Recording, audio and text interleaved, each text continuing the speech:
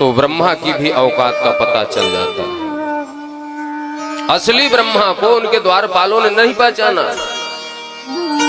तो हमारे आपके घर परिवार वाले कैसे पहचानेंगे? जब दुख विपत्ति आता है तो अपने लोग साथ छोड़ देते हैं, परिवार के लोग, घर के लोग साथ छोड़ देते हैं।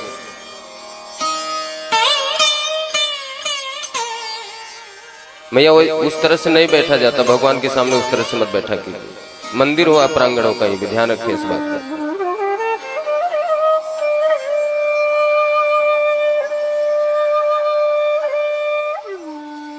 कुर्सी पे भी जो लोग बैठे हुए हैं पैर नीचे करके बैठे,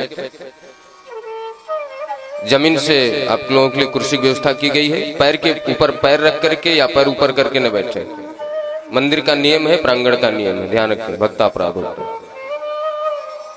जब ब्रह्मा के उनके द्वारपालों ने नहीं पहचाना तो हमारे आपके लोग कैसे पहचान पाएंगे? बोले एक ब्रह्मांड का एक मालिक है, ब्रह्मा का अंदर बैठा हुआ, तू कौन सा बहुरूपिया है भाई? ब्रह्मा जी ने कहा कौन सा मालिक? अंदर ब्रह्मा बैठा, ध्यान करके देखे तो भगवान बैठे थे। क्यों भाई? तैने मेरे बछड़े चुराई, मैंने तेरी गद्दी चुराई, कैसी लगी? चोर को चोरी करना सिखाते हो, मेरे नाभि कमल से उत्पत्ति हुई और हमें को ज्ञान पढ़ाने आ गए। ब्रह्मा जी कहते हैं प्रभु मैं आपका तो गर्भस्थ शिशु हूं। गर्भस्थ शिशु मतलब पेट में रहने वाला बच्चा, आपके नाभि कमल से उत्पत्ति हुई। अरे बच्चा अपराध कर दे, गलत कर दे तो बाप उसका गला थोड़ी काटता, मैं तो बच्चा हूं आपका।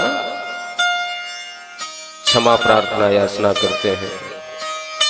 भगवान के विग्रह में या शरीर में 350 करोड़ रोम कण है।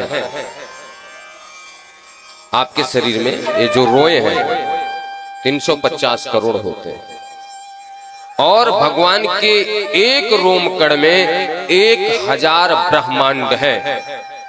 अर्थात 1000 ब्रह्मांड में 1000 ब्रह्मा भी होंगे, तो 350 करोड़ में 1000 का गुणा कर दीजिए, जितना आए उतना समझिए उतना ब्रह्मांड है और उतने ही ब्रह्मा है।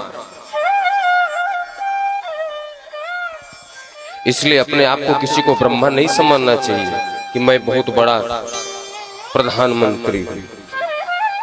हमारी आपकी कुछ औकात नहीं है।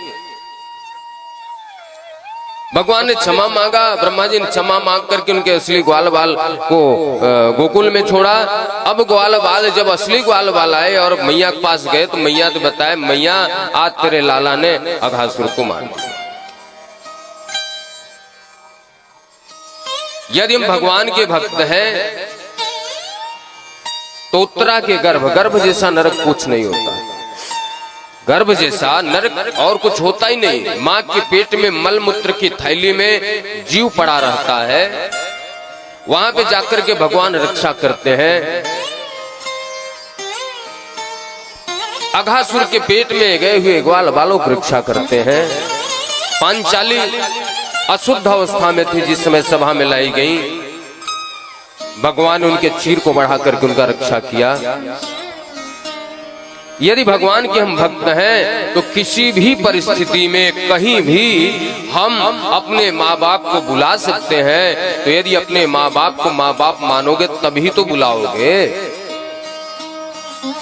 भगवान को यदि आप अपना माँ बाप मानोगे तब तो बुला पाओगे ना भाई। तो इसलिए राधा रानी से, गोविंद से प्रार्थना करना कि हमें अब कछुनाथ न चाहिए मोरे, दीन दयाल अनुग्रह हो। आपकी कृपा चाहिए। भगवान कहते मुझे कपट पसंद नहीं है, छल कपट मुझे पसंद नहीं है। कालिए नाग कपट का रूप है। यदि किसी को ज्ञान प्राप्त करना हो तो ज्ञान गंगा काशी में जाकर के माँ गंगा में डुबकी लगाए। किसी को वैराग्य प्राप्त करना है तो सरयू में जाकर के डुबकी लगाए। और किसी को भक्ति की प्राप्ति करनी है तो वृंदावन जाकर के माँ यमुना में गोता लगा।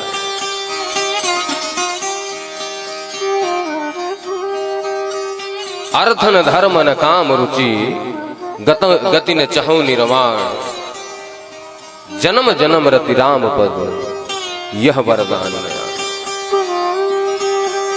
भगवान गोविंद काली नाग को निकाल करके रमणक द्वीप में भेजते हैं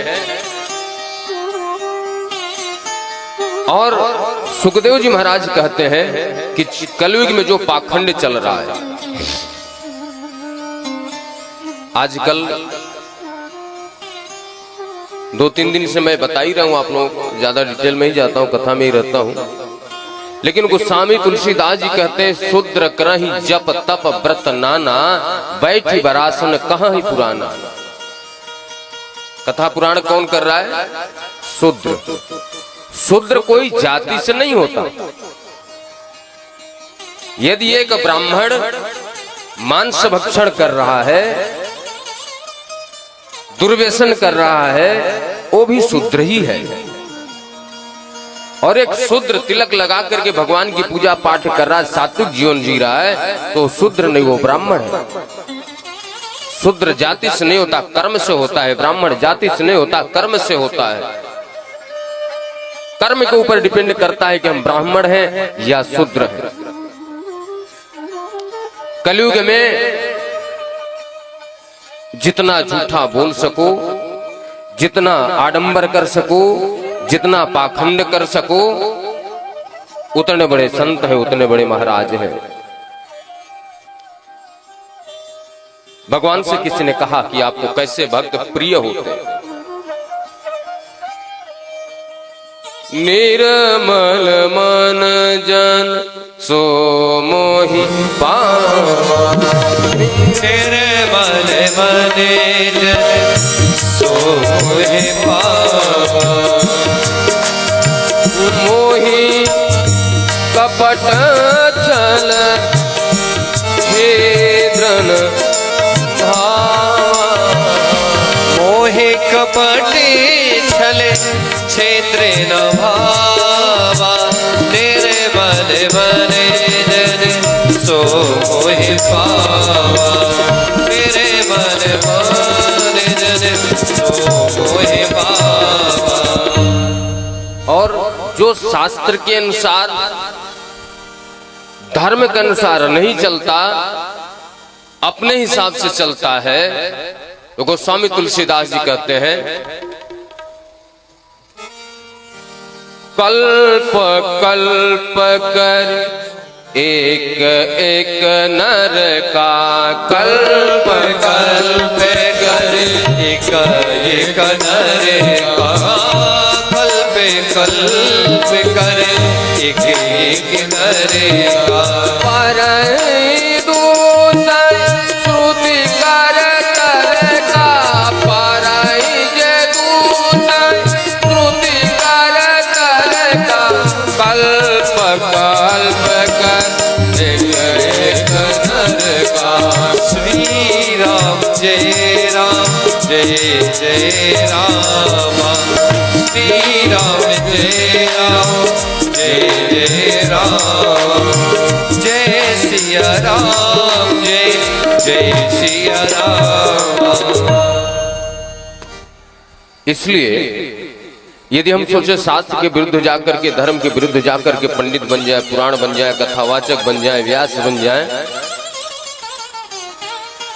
और पाखंड करके भक्त बन जाए, भक्ति करना इतना आसान नहीं है। सबरी मैया ने 10,000 वर्ष तपस्या किया।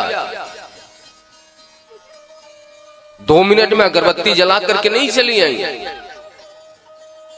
10,000 वर्ष तपस्या किया, पद्म पुराण में वर्णन आया, तब जाकर के राम जी का दर्शन हुआ है।